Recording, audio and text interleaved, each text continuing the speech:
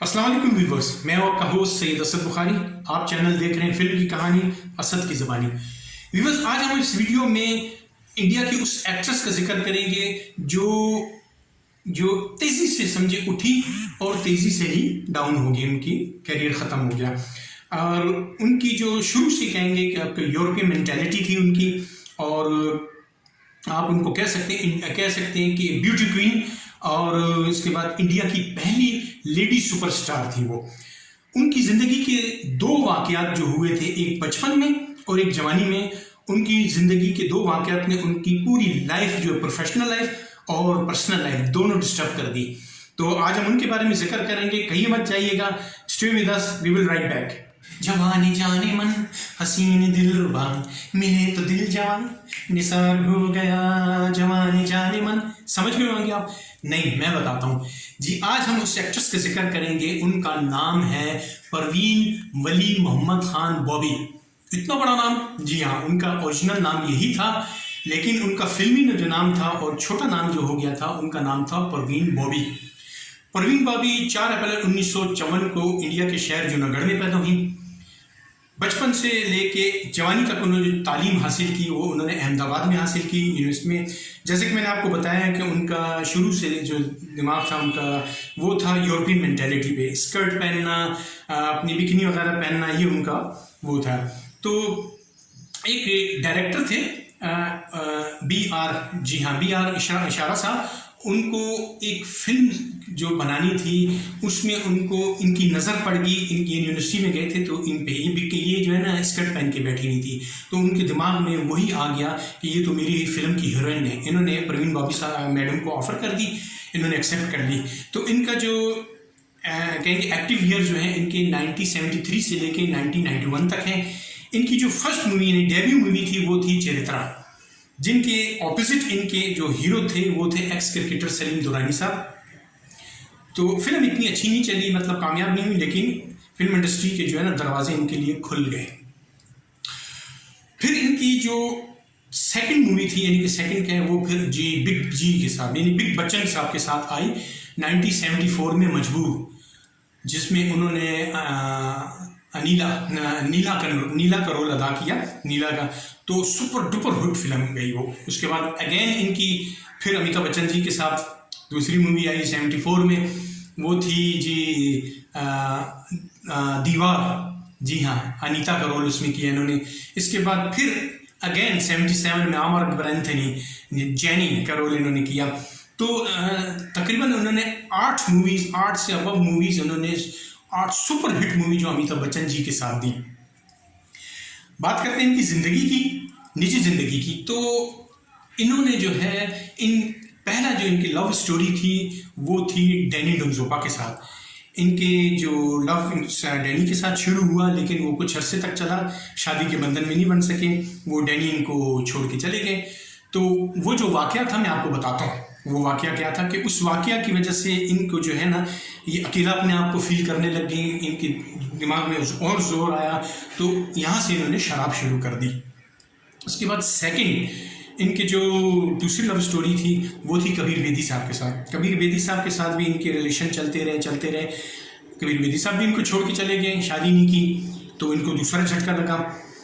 Again फिर इनकी तीसरी जो बहुत अरसे तक जो चला वो थे महेश भट्ट साहब, कबीर अपना इनके पूजा भट्ट के वालिद साहब। वो ऑलरेडी शादीशुदा थे, लेकिन इनके साथ इनका लिविंग रिलेशन चलता रहा, इनके साथ बहुत अरसे तक, एंड तक इनके साथ चलता रहा। जी, पहला वाक़या तो उनका ये है कि 1960 में आपको याद होगा जो वहाँ पे अहमदाबाद में दंगे फसाद हुए थे, तो ये छोटी सी थी, स्कूल में पढ़ती थी, तो स्कूल में भी हमला किया था। तो बड़ी मुश्किल से जो इनको पढ़ा रही थी नन, उन्होंने और बच्चों के साथ इनको गद्दे में छुपा के महफूज मुकाम तक पहुंचाया था। उस वाक़े ने, बचपन के वाक़े ने इनके दिल और दिमाग पे बहुत गहरा असर किया था। ये एक उनका वाक़या था जिसकी वजह से ये डर गई थी, इनके दिमाग में असर हुआ था, जो हर किसी से आस्ता आस्ता डरने लग गई थी। आपको मैंने बताया था कि डैनी के साथ इनकी जो रिलेशन थे, इनको छोड़ के चले गए, तो उन्होंने शराब शुरू कर दी।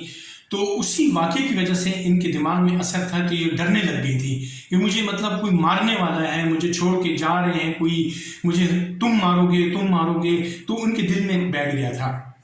फिर आपको मैं बताऊं कि जब इनका महेश भट्ट साहब के साथ जो है रिलेशन चला, तो महेश भट्ट साहब के साथ इनका रिलेशन बहुत अरसे तक चलता रहा। तो इन्होंने क्या किया कि एक दफ़ा अपनी बीमारी की वजह से ये अमेरिका गई, वहाँ इन्होंने चेकअप वगैरह के लिए, लेकिन वहाँ पे जो है जब आपको पता है सिक्योरिटी चेकिंग वगैरह होती है, तो वहाँ इन्होंने चेकिंग वगैरह नहीं कराई अपनी। वहाँ इन्होंने बड़ा हंगामा किया, इनको अरेस्ट करके लेके चले गए, वहाँ मेंटल हॉस्पिटल में डाल दिया। फिर वापस जब आई तो वहाँ पे महेश भट्ट साहब को पता चला कि इनको बीमारी क्या है, इनको स्किज़ोफ्रेनिया हो गया था। ठीक है, स्किज़ोफ्रेनिया आप जानते हैं मेंटल डिसऑर्डर बीमारी है, जिससे लोग डरते हैं कि मुझे ये मारेगा, मुझे तुम मारोगे, मुझे कत्ल कर देगा। तो ये बीमारी उनको हो चुकी थी। महेश भट्ट साहब ने ये बीमारी छुपाई क्योंकि बहुत से प्रोड्यूसर का प्रवीण बॉबी पे पैसा लगा हुआ था, तो वो नहीं चाहते थे कि किसी का पैसा डूब जाए। एक दफ़ा अमिताभ बच्चन जी पे भी इन्होंने इल्ज़ाम लगाया था कि उन्होंने मुझे अगवा करके फलानी जगह मतलब किसी जजीरे में ले गए थे और मुझ पर तशद्दुद किया, लेकिन बाद में पता चला कि ये मतलब सच नहीं है, ये इनको बीमारी है। दूसरा वाक़या मैं आपको बताऊं इनका। दूसरा वाक़या कुछ इस तरह 1981 का, जब ये फिल्म क्रांति बन रही थी। क्रांति में इनकी मद मुकाबिल जो थी एक हेमा मालिनी जी थी, वो जो है बिगड़ी वो राजकुमारी थी, तो उनकी तलवारबाजी का सीन था, और इन्होंने जो है ना तलवार इनके पास नहीं थी, इनके पास मशल थी, और इन्होंने अपने आप को सेव करना था ढाल से। तो वो सीन था, वो इन पे हमला कर रही हैं, ये ढाल से बचा रही हैं। तो इस सीन के दौरान जो है जो डायरेक्टर थे, फाइट डायरेक्टर थे अजय देवगन के वालिद साहब, उन्होंने थोड़ा सा जोर से बोला, तो इन दोनों में मिसअंडरस्टैंडिंग होगी। तो ऊपर हेमा मालिनी जी की तलवार जो है ना वो थोड़ा सा इनकी उंगलियों पे लग गई, और इन बहुत डीप यानी कि उंगलियां, इनकी 2 उंगलियां कट गई और बहुत खून निकला। इससे प्रवीण बॉबी जी भी डर गई बहुत, और उनके एक तो उनको वो बीमारी थी, दूसरे स्किज़ोफ्रेनिया, ऊपर से फिर डर गई और ये साइड पे बैठ गई। तकरीबन 1 हफ्ता लगा इनको, शूटिंग नहीं कर सकी। वहाँ पे हेमा मालिनी जी पूरा दिन रोती रही कि मुझसे ये क्या हो गया है। यानी सेकंड वाकया इनका ये है कि इससे एक तो उनका बचपन का बताया मैंने आपको, सेकंड ये इनके दिल में और डर खौफ बैठ गया कि मुझे कोई मारना चाहता है। आपको पता है ऐसे पेशेंट का क्या हाल होता है, तो ये दूर दूर लोगों से रहने लग गई। तो इसी तरह महेश भट्ट साहब के साथ जब ये रहती थी, इनको अलग फ्लैट में रहती थी, तो ये मेडिसिन वगैरह कब देनी है, कैसे देनी, महेश भट्ट साहब को पता था, इनको तो याद भी नहीं रहता था। तो डॉक्टर ने बोला महेश भट्ट साहब को कि जब तक आप इनके साथ रह रहे हैं ये इस बीमारी से नहीं निकल सकती, तो आपको अलग होना पड़ेगा। तो महेश भट्ट साहब अलग हो गए। क्या हुआ इस दौरान के प्रवीण बॉबी जी जो है भूलती गई अपनी मेडिसिन कब खानी है, कैसे खानी है। तो आपको पता है कि ऐसे पेशेंट का क्या हाल होता है। बिल आखिर जो है लास्ट 20 जनवरी 2005 में ये खालिक की सजा मिली। एक चीज और मैं आपको बताता चलूं जाते जाते कि Parveen Babi was the first Indian actress who appeared at the cover page of Time magazine in 1976। तो जरूर देखिएगा। जाते जाते फिर वही लव यू ऑल। ठीक है, आपको मेरी वीडियो कैसी लगी मुझे जरूर कमेंट्स में बताइएगा। नेक्स्ट वीडियो में मिलते हैं इंशाल्लाह। पाकिस्तान जिंदाबाद।